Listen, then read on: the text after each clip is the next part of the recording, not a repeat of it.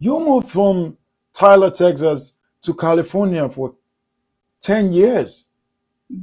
How was it like to totally change a whole change a whole location and move into a new place at such a young age? How was it for you? I was 5 and I was kidnapped by one of my parents and brought to California. In the back seat of the car, crying.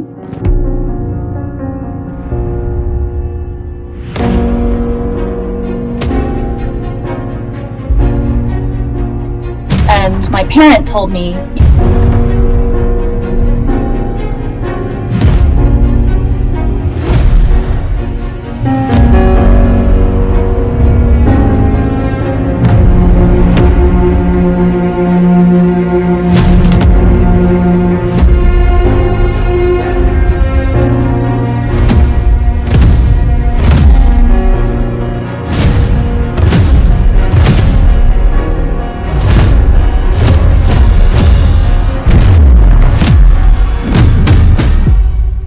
gonna be okay, don't cry, let's be strong.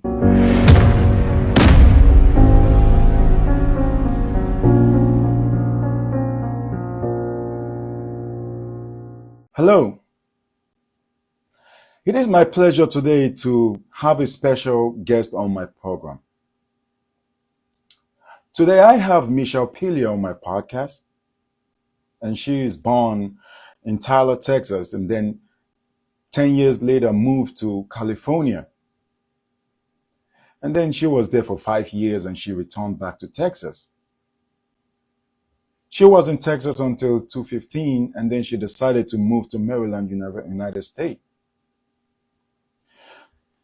Mychal Pilia acquired a bachelor's degree in nutrition from the University of Incarnate Word, and then she also acquired a bachelor's degree in nursing in San Antonio from the University of Texas Science Health Center.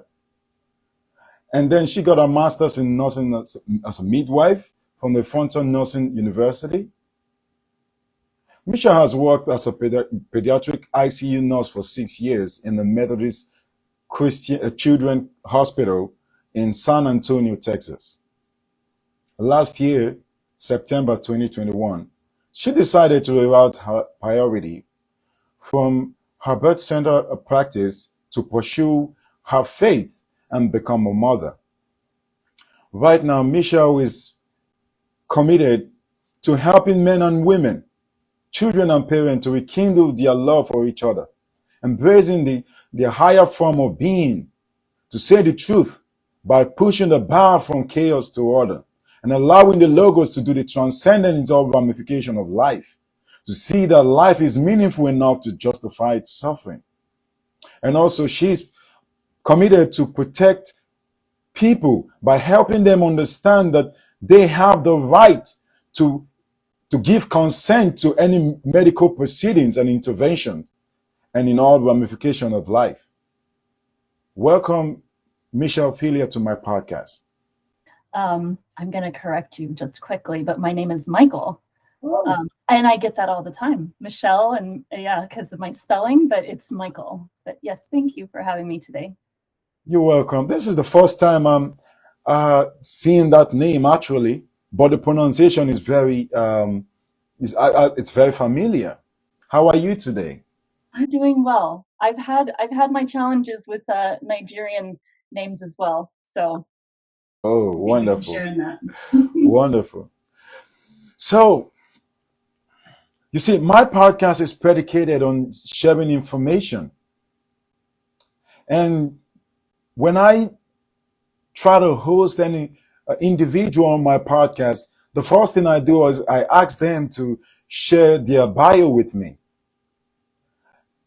I must be honest with you that your bio is the most astronomical bio I've ever seen in my line of podcasting, because you took me through a life that is predicated on fulfilling a purpose.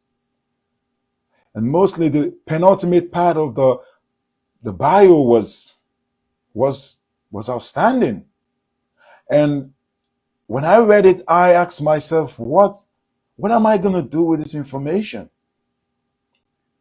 And how can I draw the line between sharing the message in a more practical way that can help someone out there learn from your life? Well, I guess I'm going to do my best here, and I'll let you do most of the work since you are the manifester of the bio, right? I'm ready. Before we go ahead, I just want you to share with my audience, how did you, or what made you decided to become a nurse? Well, I got a degree in nutrition thinking I was going to be a personal chef.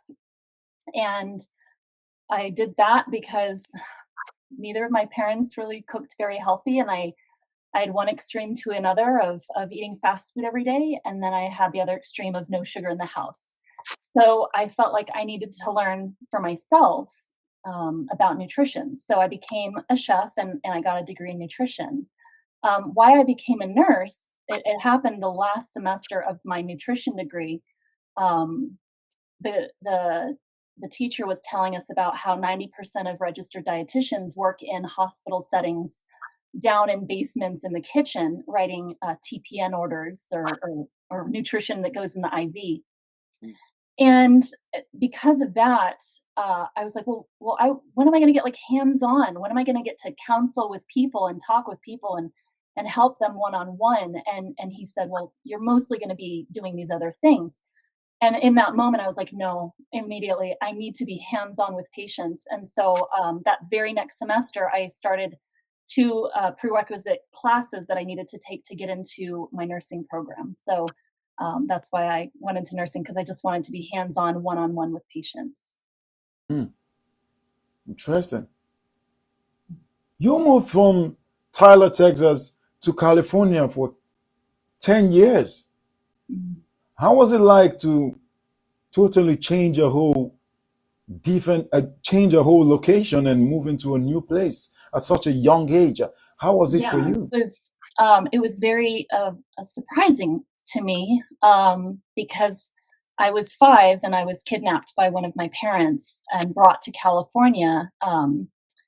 And so even from the moment that we left, I remember being in the fetal position in the back seat of the car crying.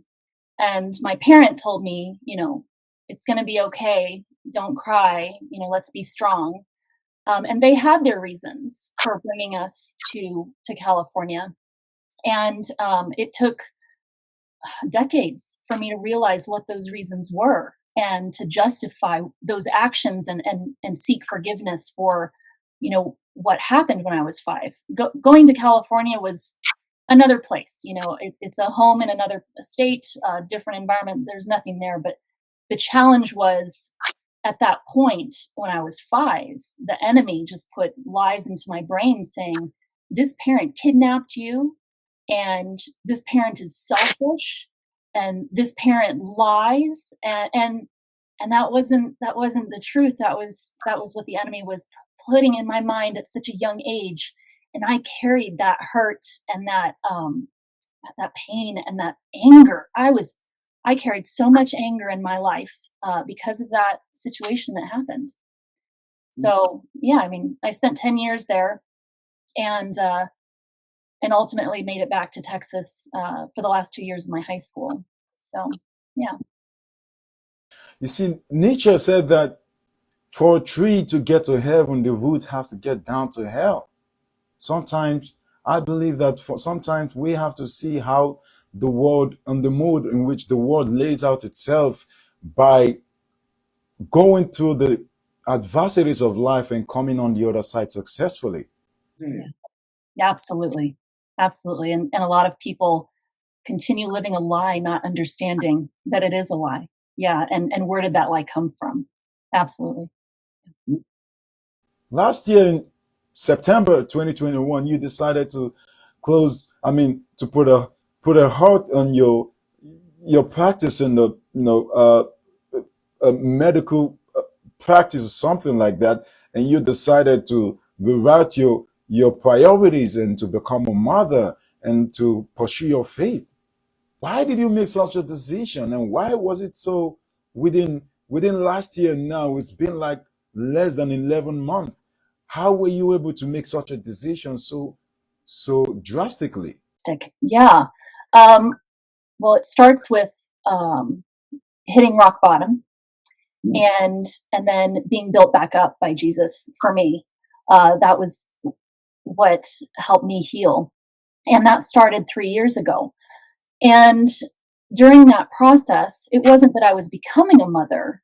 I was learning how to be a better mother. I have 3 children between 6 and 12 years of age. And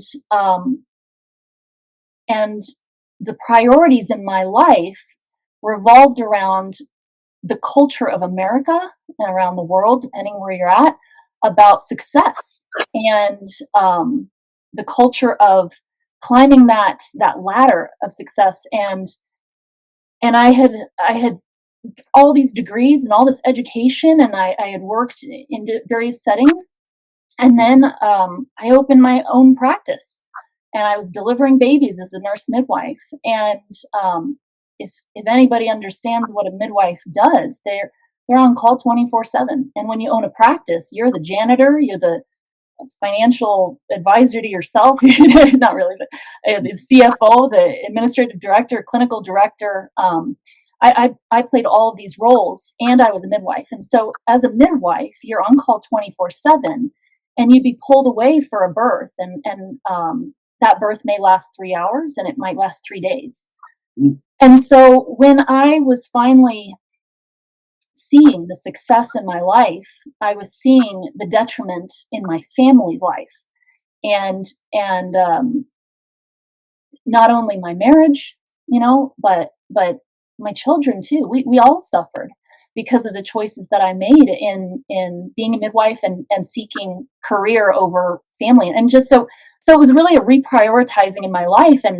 And what was the kicker that just snapped for me was I had 2 months where I had 10 births in 2 weeks, the first month, and then the next month, 10 births in 2 weeks.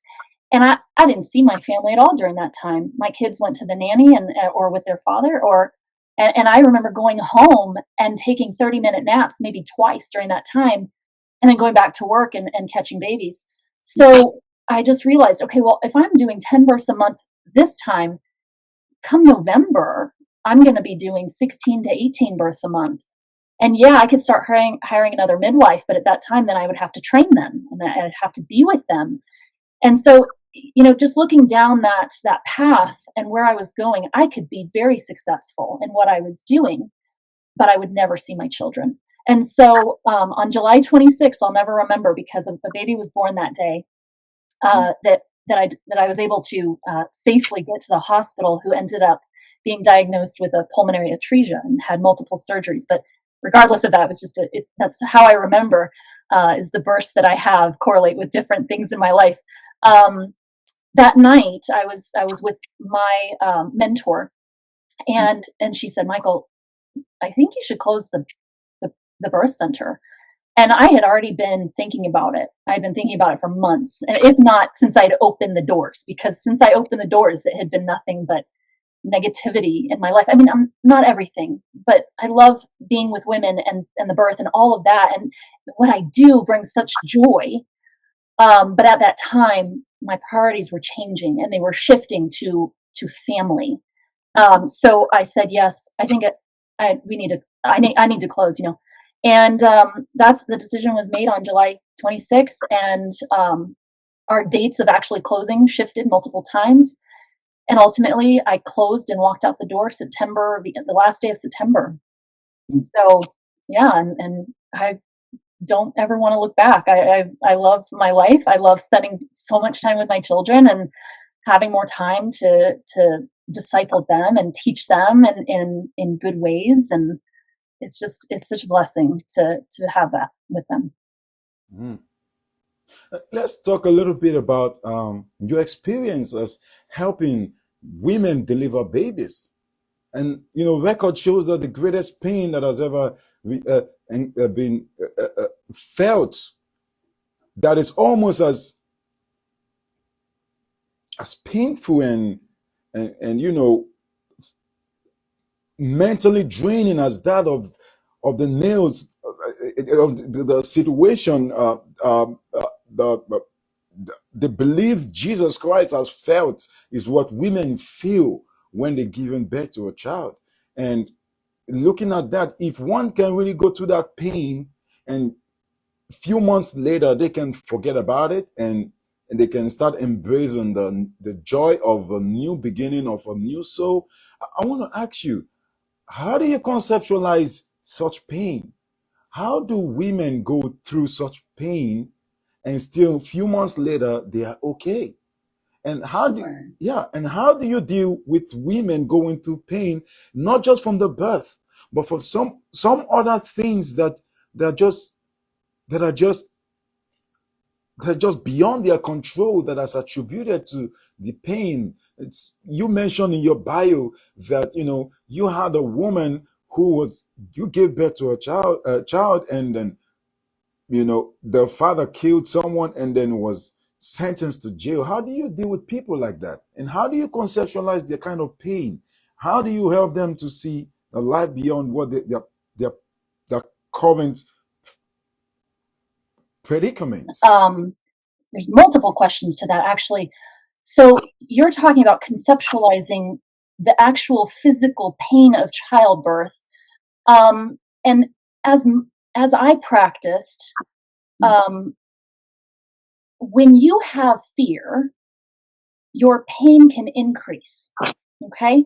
So think about when a woman would go into a setting, she's extremely vulnerable during this time, giving birth, and she walks into a hospital with nurses she has probably never met, and the receptionists, the clerks, the janitors, the ultrasound technicians, all these people that she might meet in the hospital setting, and then be cared for by her doctor if her doctor's on call.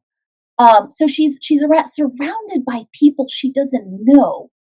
And then they turn the lights on. They have this shining light that focuses down on her private parts, and she's just fully splayed open and exposed to everyone in the room. And so her fear will be elevated, and naturally she will feel probably more pain because of that. We get in this flight or fight situation, and I like to say to my clients, I said, when your eyes, when you're in labor, your eyes dilate and open, they dilate, and that's just part of that natural process. And so does your cervix; it dilates. And so when we shine bright lights on you, what does it do? It constricts your vessels. And so this is kind of the analogy I give to them: is it constricts your vessels and it constricts your cervix. So we want you in a nice, comfortable setting with a provider that you know and trust and have built a relationship with over time, a trusting relationship with. And then I typically have my moms meet those nurses so that they aren't walking into this room with people that have never met them. And I guess I could share my own stories.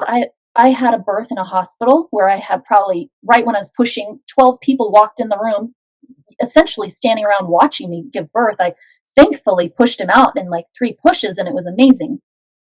But I just remember my birth story from that experience was all these people watching me.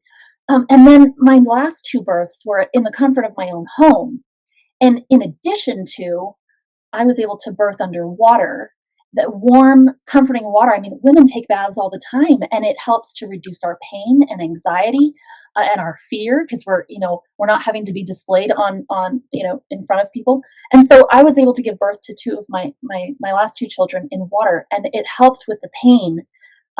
Just knowing that I was in control of the situation, and that I was surrounded by people that I knew and trusted and loved, and I felt safe, and that's really important for clients. So you were asking conceptualization of their lives. So how the pain of their lives. I walk with women who have been raped, who've been molested by family members and friends. I've had women have eating disorders, depression, anxiety, and the list goes on and on and on. And I can't just treat her pregnancy. I have to treat her as a human being, because pregnancy is such a natural process. God gave us the ability to create another being on this earth, and only through his breath is their life given to us. So I have to walk them through and prepare them for what is to come, labor, which they've never experienced before. And unfortunately, when a woman has been raped, for example, she has a hard time opening and releasing her control over her body, to allowing a baby to pass through the birth canal, which is her vagina. And ultimately that was where she's been offended and hurt. And so sometimes she clamps down, and a lot of those moms that have had that sort of abuse, I see them get C-sections because they just can't tolerate the pain. It's too much for them. And for my own personal experience, I have been raped as well. And I had to go to the hospital and get an epidural to numb me from my waist down so that I couldn't feel it. And then, of course, after that, I came to healing in my emotional self after that, to be able to deliver my other two babies naturally and vaginally, excuse me.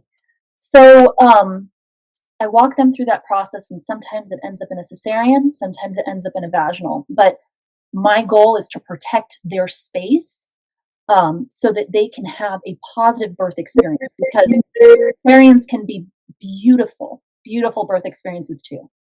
But it doesn't just stop there. I walk these parents during their pregnancies with anything that's going on in their lives, and trauma or happiness or getting married, or all sorts of fun things. But then I have these other just crazy situations where, wow, something happened with your husband, and he went off the deep end. And I had another one that she and her husband couldn't conceive, and so they were able to get his sperm and then artificially inseminate her, because he had what is it called? Oh, I can't remember.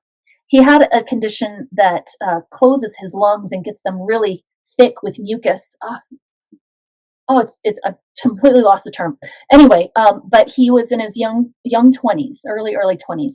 And so they had this baby, and then a few months later he died. But she knew that he was already on that route of his life was ending. So it was a plan. It was a plan to live out his legacy through having a baby with him, and it was beautiful. And so I get to see lots of redemptive stories. I get to see women feel that their birth stories were healing, because maybe they had. I had more than 80% of my clients who had babies before in the hospital come to me with their traumatic birth stories, and I get to see them rewrite these new birth stories and have healing. So there's a lot to that. That's awesome. Just to take us back a little bit, I know you're Christians, and I want to be respectful to those of my audience who are not Christians. But I'm just curious about this. How, since you're a midwife and you see babies coming out fresh, and they are without sins, they are without problems, they are without chaos, they are without adversities, they are like fresh and they are meek. How do you conceptualize your struggle to helping men and women and children rekindle their relationship and to help them to become better persons? How is that a relationship between, or is that a relationship between a little baby coming out with such meekness and their transcendence to becoming a better person, even if they've gone through the adversities of life? And is there a way you can connect the fact that the baby comes out so meek, and the fact that one has to probably get themselves baptized or reunify their self with the logos or the greater being or higher power by going through some rituals of getting baptized to come out just like that little baby again? Is there a way you have is there a way you can contextualize it to have some kind of meaning to your efforts to helping people? Because I know in most cases your destination in helping people to embrace God or the higher being is so that they can become a better person. But sometimes it goes through a ritual of baptism or something like that. How can you compare these two things? Being born as a child with all this meekness and be reborn through the baptism to become meek again and to be like that little child. What is the connection? We'll call it the enemy. We can call it Satan. We can call it whatever we want. But what I understand is that the enemy is here on earth and this is his playground. He starts from being in utero, not even from the baby being born, but in utero as the baby is being knit together in their mother's womb. And the mother might have some idea that maybe she didn't want this child. And she thinks about this and that's how she acts. And then maybe she doesn't eat healthy and maybe she smokes or whatever it is, but that baby can sense what the mom is feeling, and they come out being born with a sense of rejection, a spirit of rejection on them immediately. Okay, so there's that. That's kind of where I think about birth is we're meek, but we've also been immediately born into this life with lies placed onto us. And just like I can go back to when I was 5 and recognize where some of the big lies in my life started. Um, and so as we walk through our challenges in life, where I came to my rebirth, right? To where I was going to start healing and growing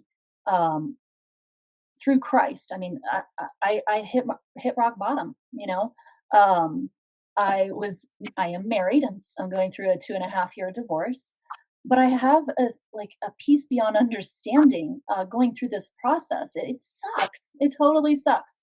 But I know that there's something amazing out there in the end. And I whatever the outcome is, it's going to be that way. But how do I conceptualize uh, the rebirth? Is that kind of what you're asking? Rebirth. Mhm. So when I hit rock bottom to me was I was living a life for the world. I was living what any human being in America would see in our culture as normal. You know, I was selfish and I worked way too much, 80 to 100-hour weeks. Um, and and my family was placed on the back burner, and I did some things I shouldn't have done, honestly, and I don't need to go into all my mistakes. I made plenty of mistakes. But when I say I hit rock bottom, that's when I was just like, I got to the point where there was nothing I could do. I was, I had, I couldn't fix me, and that I was lost and so confused. And I found myself driving. It was like 6 o'clock in the morning, and I usually go for a run at like 7 or 8 in the morning, but it was 6 a.m. and I was just full of anxiety. And I was just like, you know, I need to go. I need to go for a run. So I started driving downtown to a path that I like to run on. And I was like, something was just pulling at me. There was a physical pull, and I was just like, no, this isn't right. I need to be out in my church. I need to be in nature because nature was my church at the time. You know, we think about the universe and energy, and for at that time, I have always, since I've known there is a God. Um, but I had been brought up in a very legalistic church where if you had to do something to get salvation, and so I had walked away from the church when I was 15. So I was like, I'm going to drive out to up the mountain, up in the Appalachians, and I'm going to go to my church, which is nature. And I'm just going to go for a hike. And I get to the exit there in the Appalachians where I would usually typically hike, and I was just like, no, I'm just being pulled further. And I ended up at this Catholic grotto. It's called St. Mary's Grotto or something like that up in the Appalachians, near where I live. And I'm not Catholic, but I had been there one time previously. My husband and I at the time had gone up there, and I think he had prayed there for the very first time in his life. And anyway, I was just drawn up to this place, and I just passed all those Catholic sculptures and saints and stuff, and I just saw myself walking all the way to the top of this hill where there was this huge statue of Jesus Christ, and I don't know why, but I fell to my knees and I just started crying, and then I started praying profusely. I mean, I must have been there for about an hour and a half or two, crying and praying, and none of the visitors had started arriving yet because it was like 6:30 in the morning. And just asking for forgiveness on all the things that I had done, for being a mother, for being an ornery daughter. I was very stubborn growing up, and I had carried so much anger in my heart. And I just heard an audible voice, "You're forgiven, my daughter, and I love you."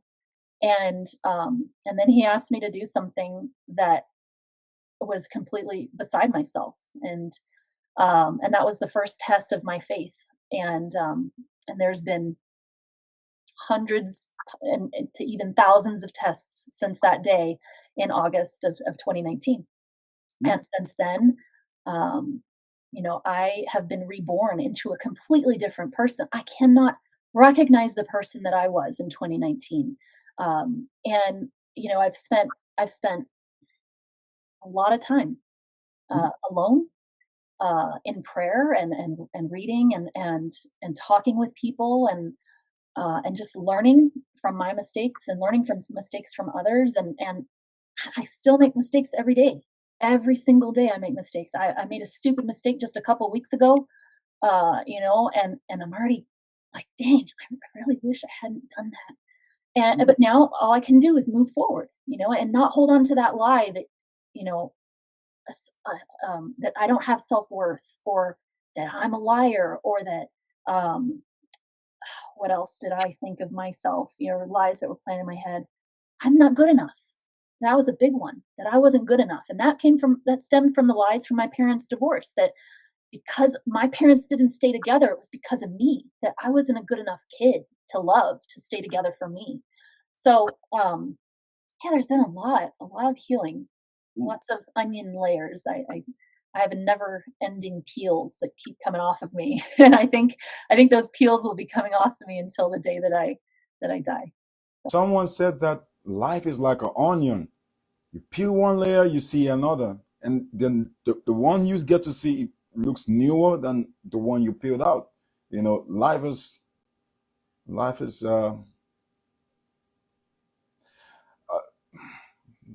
Multifaceted, multi-layered.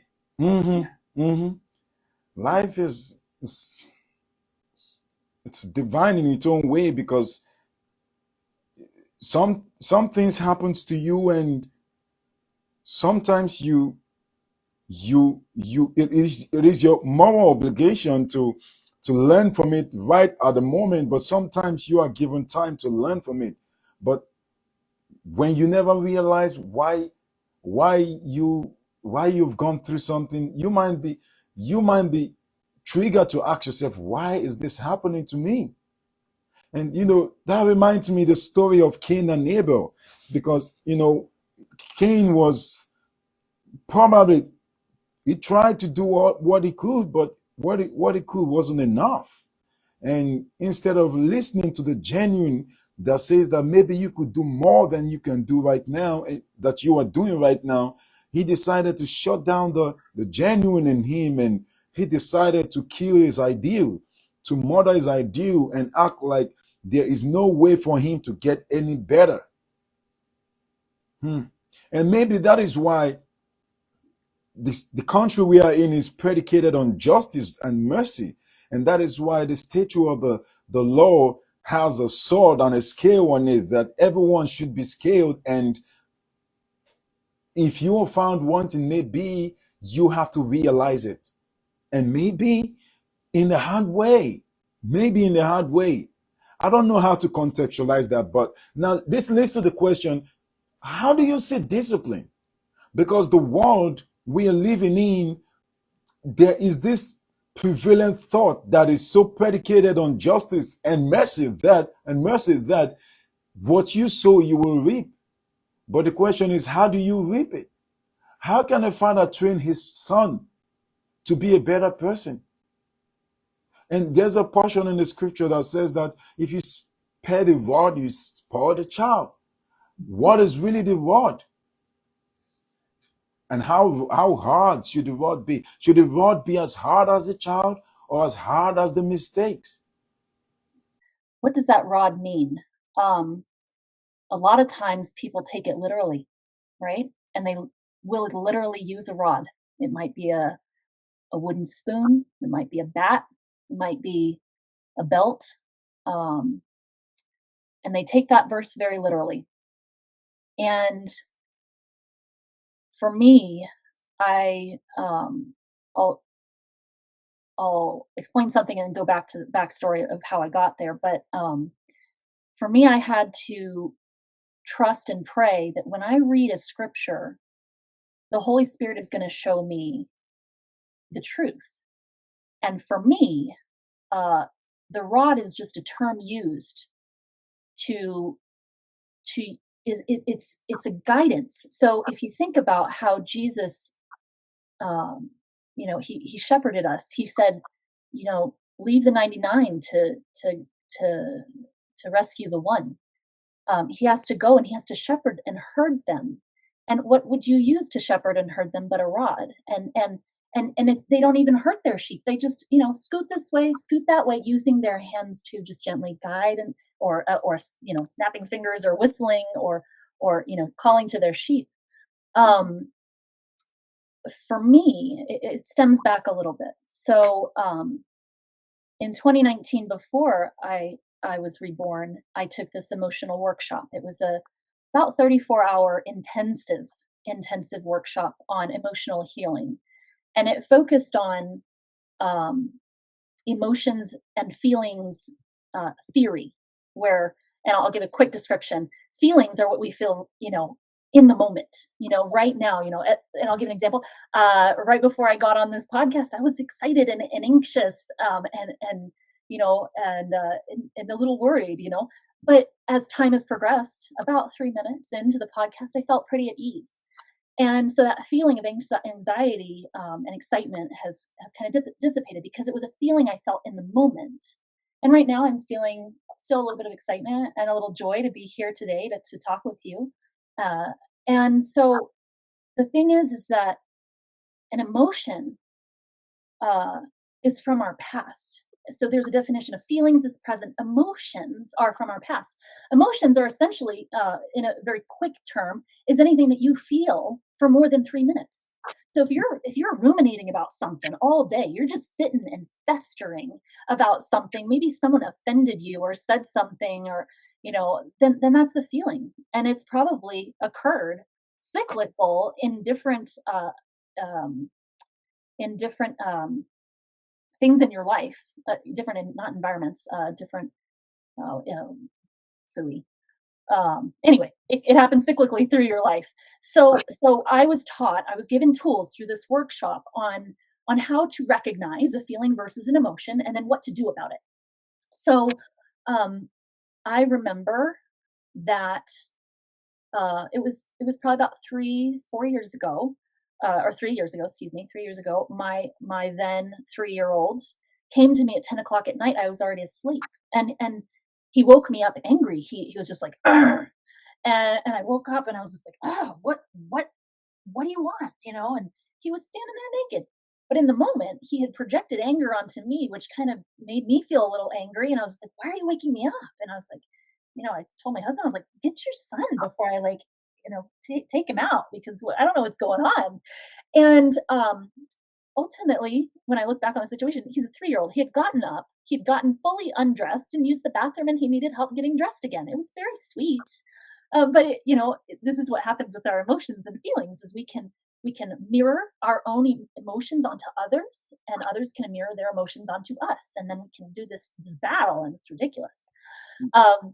So what happened that day? I went back to sleep, but I woke up and I was just pissed. I don't know why, but I just I was still carrying around anger, and I was just like, well, I know anger if I use it for good, because anger can seem like intrusive, abrasive, these crazy things. But when you use it for good, anger can be used to set boundaries, and it can seek action. And so, what did I do?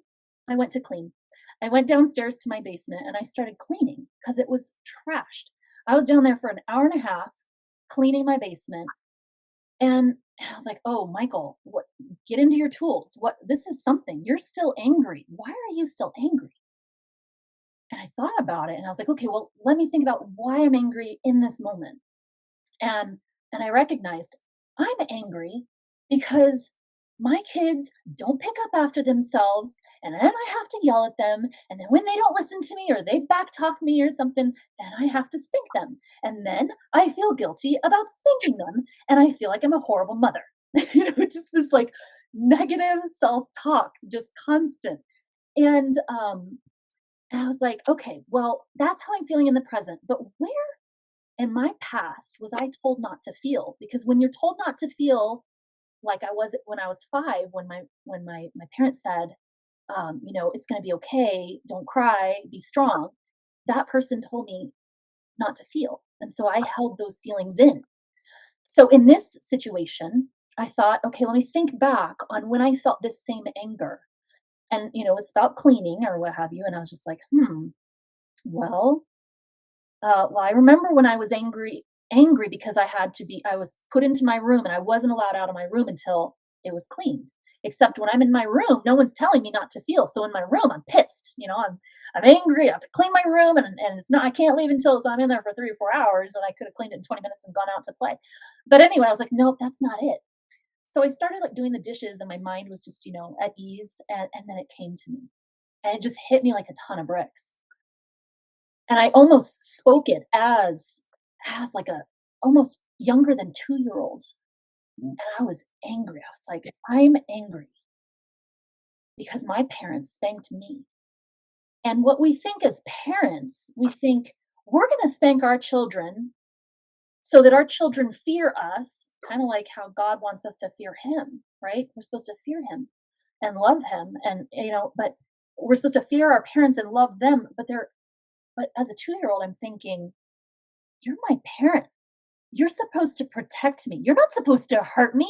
Why are you spanking me? Why aren't you protecting me?" And these are the thoughts that I could voice now, in my 30s, and go back to that 2-year-old, less than 2-year-old self, and audibly say how I felt about them spanking me.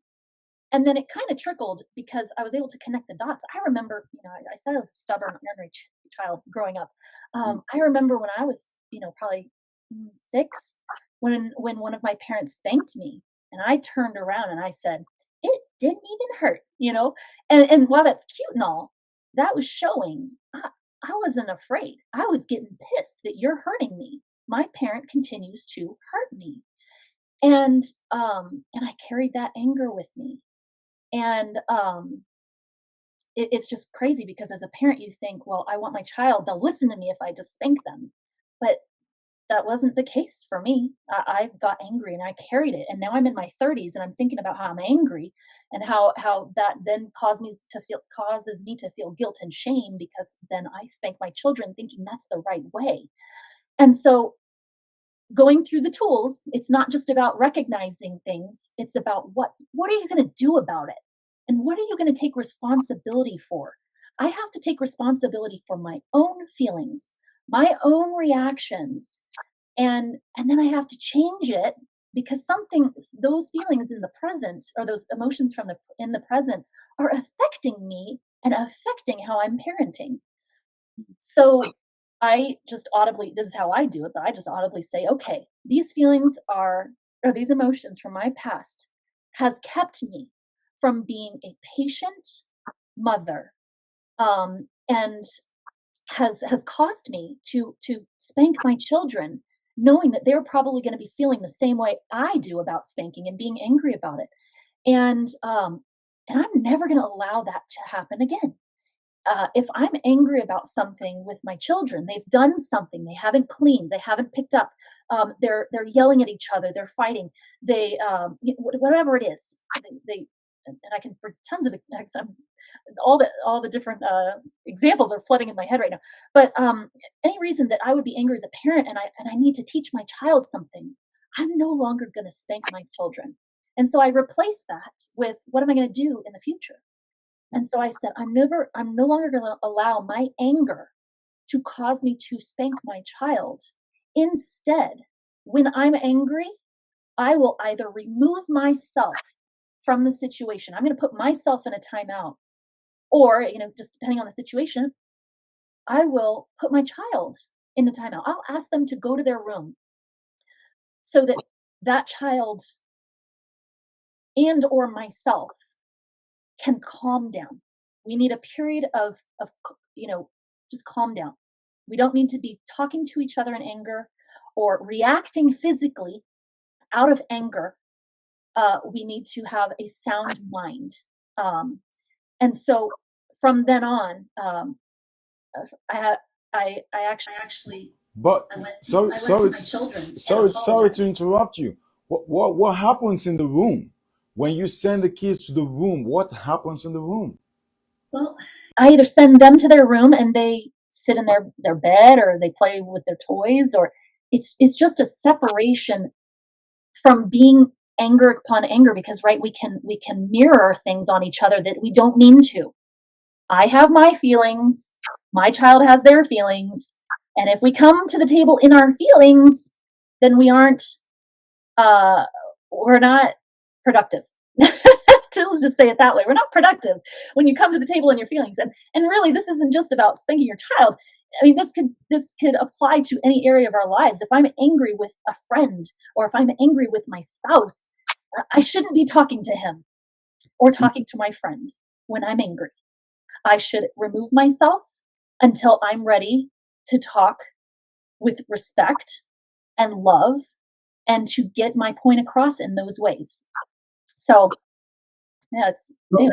So where is the sword in that story? Because does the system we are living and which we are existentially occupying is predicated on the idea that there has to be a sword on a scale. There has to be mercy justified with justice. So when you send your child to the room, where is the sword? Where is the discipline? How does a child learn that I have done something wrong and there's something about me that is not just right and I have to fix it? How does a child learn that, okay, I am on the side of chaos, I have to push against it and go to the side of order? How do you inculcate that? As my mom just told me yesterday, she said, Michael, I'm still learning how to be a mother. And she's been a mother for over 40 years. As a mother or a father, we hold this delicate responsibility to guide our children with love, because I mean, Jesus is love, right? And he guides us. And sometimes he disciplines us. He allows us to go through hardships and trials in our lives. And we either learn from them or we don't. And that comes off of our soul, our personality, and I was stubborn. It took me 35 years to realize that, I need to learn from my mistakes. So when it comes to disciplining my children, it's not just sending them to the room, and it's not just me sending them to my room.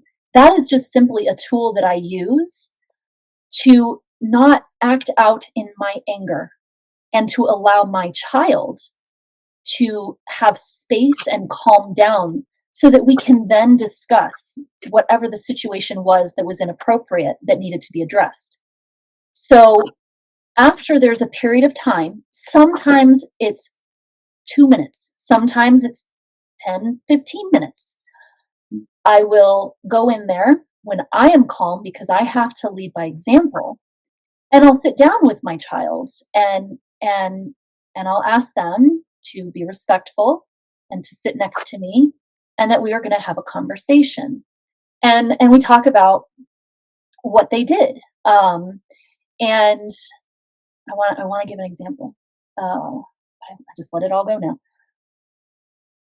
Okay, so my eldest backhanded my youngest as he just walked by or something, and my youngest he pesters his older brother, and I sent my oldest one to his room, and he, I went up there and talked to him. I was like, okay, what happened? He was just like, well, he's been pestering me. I was like, okay, well, is there another way that you could have reacted to him instead of backhanding him as he walked by innocently?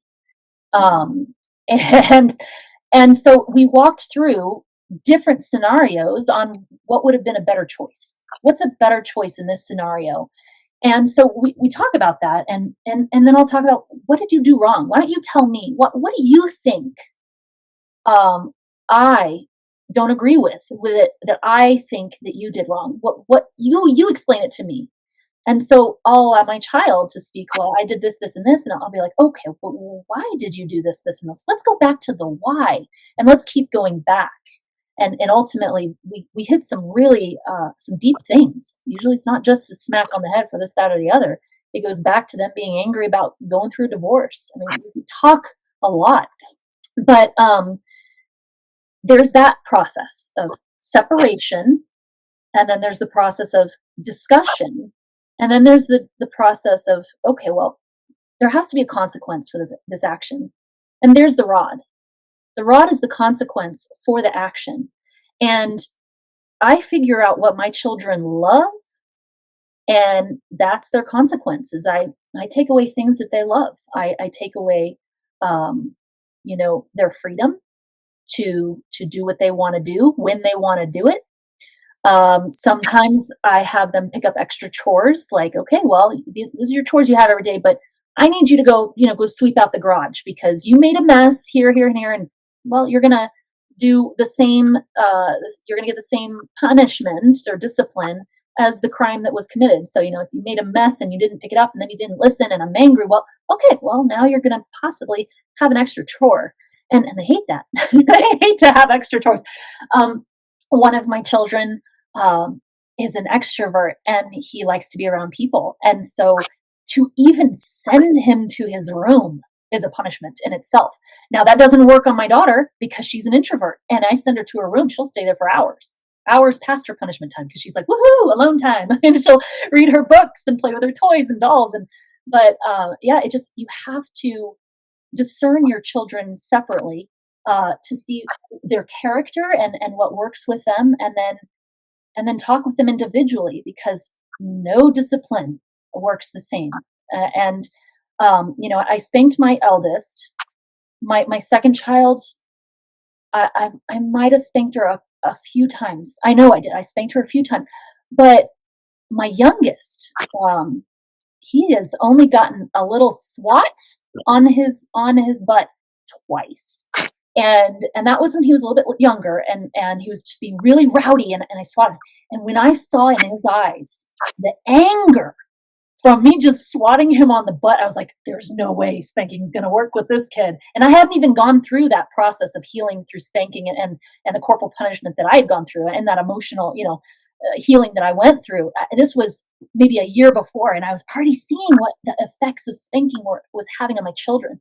So after that emotional workshop, working through my spanking, the next day I brought my eldest upstairs and I asked him to have a private conversation. And I cried, and I told him, I said, I'm so sorry for spanking you. And I just want you to know that when I spanked you, it wasn't because, I didn't love you, but it was because of my own anger. And I was taking my anger about our situation out on you, and I shouldn't have done that. And I promise you, I will never spank you again. And I haven't. I mean, it took him maybe 3 to 6 months. If he got in trouble, he would skirt around me, his butt facing the opposite direction of me. And as he would walk around me, thinking that I would, spank him.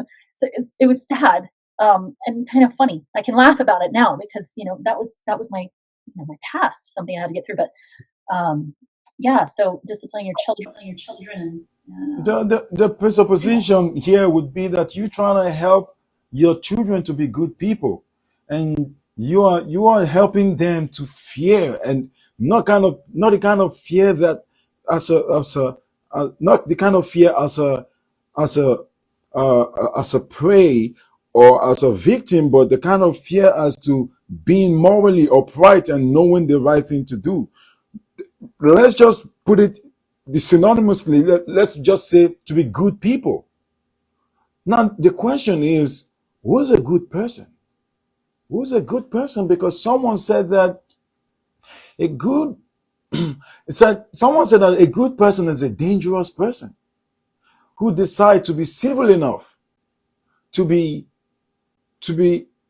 civil enough and to be sophisticated enough to be good. And he said that a rabbit is not a good animal because it's just harmless. A good animal is a Rottweiler who decides to be good to protect a baby, or it's a jaguar, or it's a lion who gets into the den and sees the lonely man who has been thrown there unjustly and decide to turn its jaws away and let the man leave. He said that is a good animal. To you, who's a good person? Well, I mean, I have to lead by example, and the example that I get is not from the universe, and it's not from energy forces. It is from a person who lived on this planet, who died for our sins, and who was resurrected for us to save us. And he was the only sinless person in this world. And so a good person, the only good person that I could ever live up to would be Jesus. And he is my living example that I have to strive every day to live by his example. And so I have my routine. I listen to my sermons, I read my Bible, I do devotionals, I journal, and then I read Christian books. I'm reading a great one right now. Oh, you can put a plug out there. It's called Living Fearless. It just came out 2 weeks ago by Jamie Winship. He's amazing. But he is an identity transformer. He helps people find their true identities. So anyway, it's one of the things I'm reading right now. So yeah, good person. Be him. Yeah. Jamie Winship is Jesus. Right. So in your bio, you said that, and I'm going to read this so that we can be on the same page. You said, I pursue my calling and purpose in life by healing and protecting people in different ways and disciplining men and women and children in all walks of life, and only if they choose. We talk about love or Jesus, or working towards strengthening and growing in our relationship with him while learning to be a better human. Now, I want to decapsulate that word, better human. Who's a better human? Well, I think that it's simply taking our core values and morals, and everybody has different ones. They you could be Buddhist, you could be Hindu, Islam, Catholic. You could be any of these religions in which you base your morals and values on. I had a friend once where I asked, like, where do you get your morals and values on? Where does it come for you? And she said, well, if I go to sleep at the end of the day knowing that I was a good person, then I know that, I've done the right thing throughout the day. And I was like, well, wait, I'm so confused because she doesn't believe in Christ. And I was like, but where did those morals and values come from? Are you just making them up out of thin air? Because that's what we might do. We do that in our culture where we think that things are right and just, and we don't think about where those ideas and concepts came from. And boy, I could get into some, hot topics like abortion or the LGBTQ, those are some hot topics. Don't really want to broach that right now. But we have to think about, where do our morals and values come from? And how have they been changing in our culture over time? You can't just say who's a good person. It has to be weighed and measured from an example. Because how did we ever come up with our morals and values if we didn't have an example to go by in the first place, right? Jesus. he was my example, so and the Bible, he gave us the 10 commandments. He gave us 613 laws to help guide us to live a purposeful, fulfilling life. But he didn't say that he wasn't going to love us and he wasn't going to provide for us and he wasn't going to protect us if we broke one of those rules.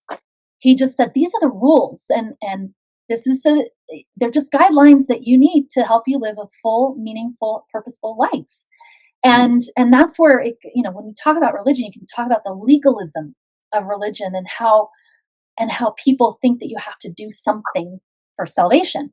And I don't believe that. I think that simply believing in Christ as my Savior has simply, just by that, brought me salvation right there. It's now my job as a human being on this planet to then renew my mind and become a better person every single day. And you can't do that without first accepting Jesus Christ into your life. And when you do that, he then pours into you his Holy Spirit. And that Holy Spirit is what helps guide my steps in my life. It guides the words coming out of my mouth.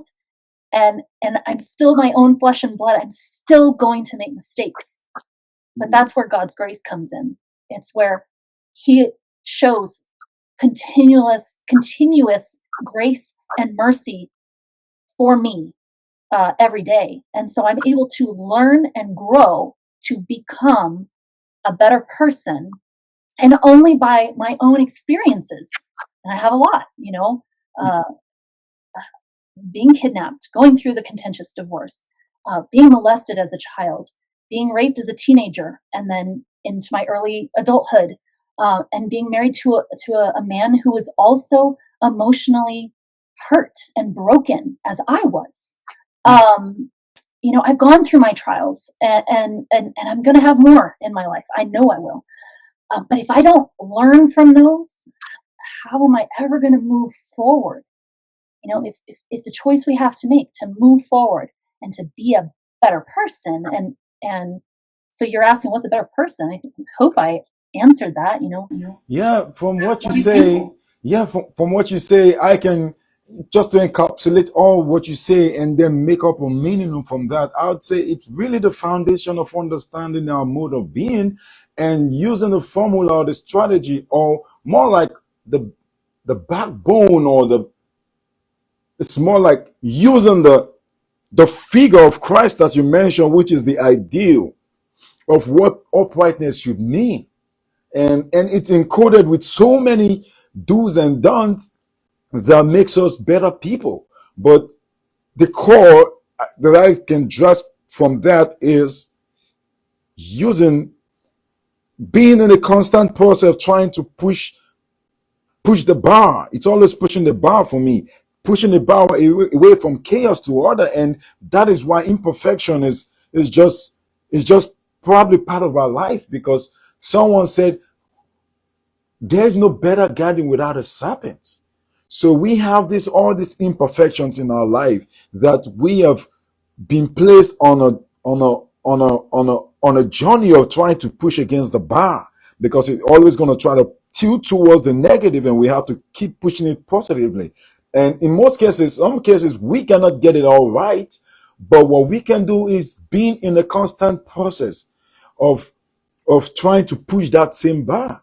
You see, I was in a dome. I went to a wedding somewhere in Georgia, and I was in that church. It was a cathedral, and then I looked up to the sky and I saw the works, these architectural works on the dome, and it reminded me some part that says in the scripture that be not conformed by the design of this world, but be conformed by the renewing of your mind. Because I looked up to the sky, I saw something that is transcendent. It's more like, you don't know what it took to build what is up here.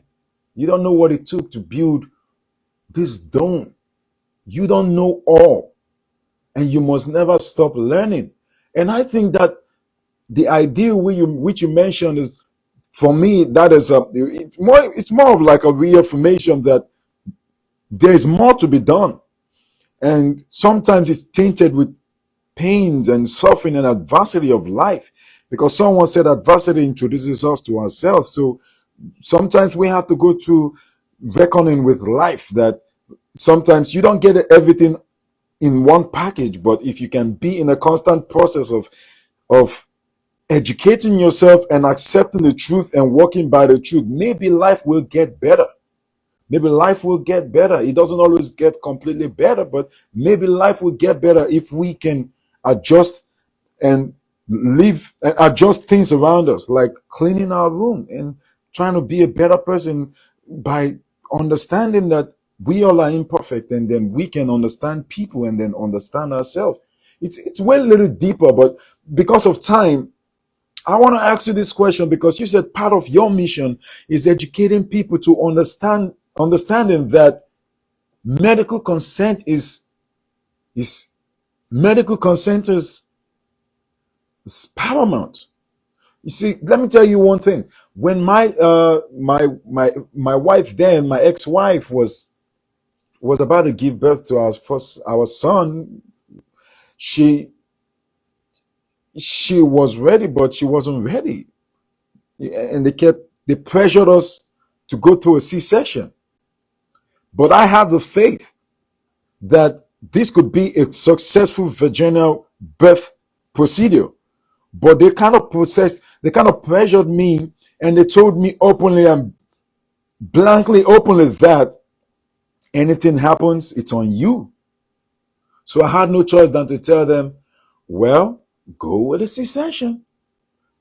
So now let's talk about medical intervention, because there's also something that just came out that is really alarming as well, and that is abortion. And it's becoming very disturbing, because if we try to conceptualize it in a different manner, not in a spiritual manner, if we try to disconceptualize it, it somehow it has to travel through the path and the journey of disregarding medical preference or medical in, what kind of word can I use? Right, consent, right? So what do you have to say about that? Because now you mentioned some of your clients were raped, and these rape people, they are going to go through a lot of traumas that has to do with what they've gone through, and now they're going to have a baby that they don't want. How? What do what you think about that, and how does medical consent, or what does medical consent has to do with that? Because someone is out there probably raped, and they don't want this child, but medical consent has made it impossible now for them to say, this is how I want it, because the law now is this is how it must go. So what do you have to say about that? For me, I would go back biblically when I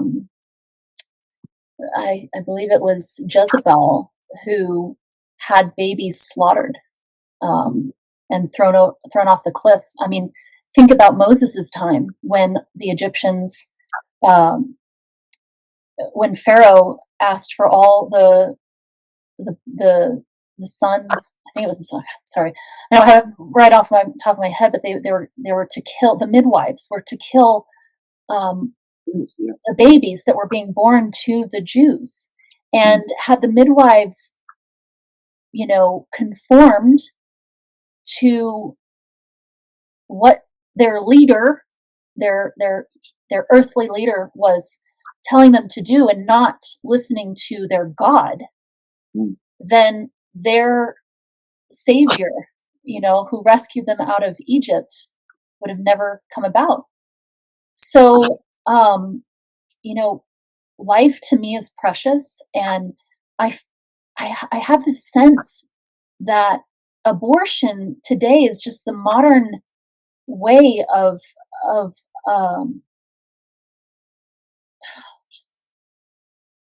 the modern way of slaughtering our children, our babies, our infants, our unborn children who have heartbeats, who God is knitting in the mother's womb from the very cellular beginnings of their life. And everybody will have their opinion on this. But as a midwife, I can't help but listen to my God and not to society. I can't be basing my values and core morals and choices that I make on culture. And, well, we're modernizing every day. Well, you know what? Sometimes that modernization is hurting people, because you think about these people who don't want a child, but what about those people who ended up having an abortion, and you don't hear about the trauma that they have to carry with them the rest of their lives because what they did. And I've had to care for women on both sides of that spectrum, where they decided to get an abortion and where they had a baby they didn't want. Either way sucks. It's one of those trials that we are placed in our lives, and either way is going to be traumatic, right? So my job is to come beside these women in their hurt and in their trauma and their pain, and help them walk towards healing. And I don't just do that with women. I'm now a surgery nurse, and I see men and women, and they're mostly 50 or older. And we have some really tough decisions, or discussions, tough discussions with men and women, and I walk them through their pain and their fears every day. So I disciple men and women and children, in all walks of life. And it's not just about abortion. It's about the trauma that we hold because of the choices that we make. So, that's kind of where I stand on that. I think we are losing a lot of potential beings. A lot of people are going through their situations that they need someone to talk to. They need someone to pull them, to help them look at the den in which they are so scared of. You see, there was a time in the Israelite, when they were in the wilderness, and they blasphemed against God. And then this, as the story puts it, God sent snakes to bite them, and they were dying. And then they looked up to Moses, which is their mediator, and said, please, we are dying. We need help. Can you help us talk to God? We need this plague stopped. Like it's killing us. And then Moses, being the mediator, went to God and said, is there a way we can work this out? Well, he said, I am not going to take their problems away, but what I can do is offer them salvation. I'm going to instruct you, like I am, to place your staff in the middle of the people, and there's going to be a snake in front of on top around this staff, and anyone who can look up to that snake won't die. And that's the story. And then for me, that means that problems are here to stay. They don't disappear. But are you ready to look up to your own snake and be saved? Are you ready to look at people who are ready to help you to look at your greatest fear, what you dread so much? Are you ready to accept help? Now you are offering to help men and women going through different emotional situations, trying to make a decision. The question is, do you charge for it? Is there a price for it? This has been a calling that I have felt in my soul for my whole life. And right now I'm working as a nurse, and people have been led into my life as friends or just people passing through that I'll disciple. I call it disciple because, I'm sharing the gospel and sharing truth and helping people heal. And so, no, I don't have a price point. I'm not charging right now. Right now it's my active service to people. I have a servant's heart, and I want to serve. And if I have the time and capabilities to serve, I will. I took in a family who needed help, 4 months ago because of a very dangerous situation they were in. And, I helped her and served her, and she served me by discipling me, actually. So I do this not for money. I do this because it's what I have to do. It's what I'm called to do. I'm here. I'm a human, and humans need connection. Wow. This is a very beautiful way to end a conversation. So I have I like poetic words and I like poems. And one for me is, out of the night that covers me black as the pit from pole to pole, I thank whatever gods may be for my unconquerable soul. In the fair clutch of circumstance, I have not whinged nor cried aloud. Under the bloodiness of chance, my head is blooded, but unbowed. Beyond this wrath and tears loose by the horror of the shades, and yet the menace of the years shall find me unafraid. It matters not how straight the gate or how charged the punishment is scroll. I am the master of my fate. I am the captain of my soul. Do you have a poetic word, probably scriptural or something, or probably a word that when you say it or you listen to it, it purges your soul? Just this morning, I was reading through Deuteronomy, and I stopped at a very famous scripture that a lot of people have heard, but it's Deuteronomy 6:5. And I think that Jesus also states this later on in his gospel. You shall love the Lord your God with all your heart, with all your soul, and with all your strength. But the greatest of all those commandments that is spoken is to love your neighbor as yourself. No. Thank you very much for coming on my podcast. Yeah, thank you for the invitation. This has been really fun. Yeah, it's been really fun. Thank you very much, and I'll see you some other time. Bye-bye. Bye.